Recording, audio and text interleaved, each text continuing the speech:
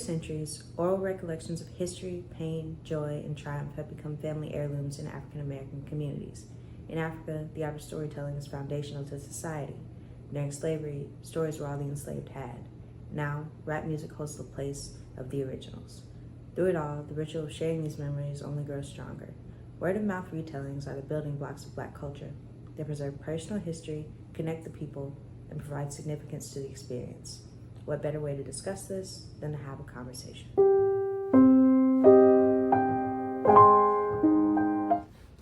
So, recently we had that conversation about how people feel like we, mainly me, talks too much. I've been doing a lot of research for my English class, and I think that idea is ingrained in our spirits, if that makes sense. African societies were built on the power of the tongue. They were built on being intentional with words. They say babies are just things until they're given a name. I think the idea of holding the way that you talk, the things that you say, holding storytellers to such a high level has, been passed down to us. Yeah, I think that was a practice that became very apparent during slavery. I mean, yeah, it's like when you have nothing, you have to, make it something. All they had was memories. All they had was speaking to each other,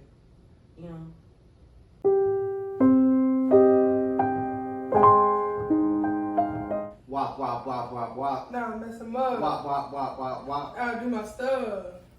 Did y'all hear the new Kendrick? I did. Did you like it? That's pretty aggressive. Who's your favorite rapper? J. Cole. I wouldn't say Kendrick is my favorite rapper, but I would say I have been very connected to specific albums at specific points in my life. I feel like my freshman year of college, I was on Good Kid, Mad City real bad, and I heard Damn for the first time front to back this summer, and listening to it is an experience. When you hear it like that, you understand the story, you feel it, and I feel like that's what rap is about. Who's your favorite rapper? Lil Wayne. Why? Because he's a lyricist. And I don't know, he uses metaphors that are just so unforgettable that you just really tune into him saying it. And the way he tells his stories in his songs, it's like, yeah, I mess with that. What's your favorite song? Probably Mona Lisa. You play that one a lot. I really like the story in that. I think you understand what's happening. You can paint a clear picture of it.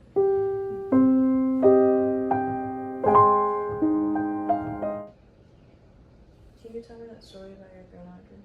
Yeah, my grandma, she was young. She had 5 other siblings. And back then they weren't allowed to ride the bus. So whenever it would rain, the bus would always come by, white bus driver would splash water on them with the puddles in the road. Just because they were Black for no reason. When was it? Maybe 1940s, sometime around back then. Have you ever experienced hate like that? No?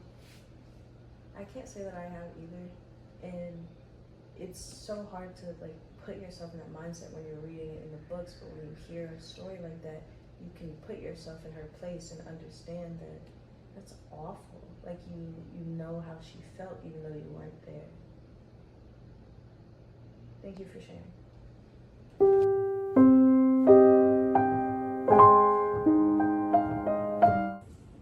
I gathered my friends here to do exactly what we do best, talk.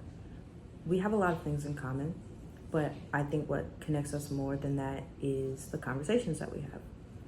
We share experiences, and the ones we don't help us get to know each other better. Unfortunately, I couldn't get my grandma for the video. She is our family's historian. She knows everything about everybody, and I spent a lot of time listening to her. It makes me connected to her, but it also connects me to people that I don't know as well, or people I never got to meet. She tells us stories about her childhood and where she grew up, and her mom and her dad, who we never got to meet. It makes an impact.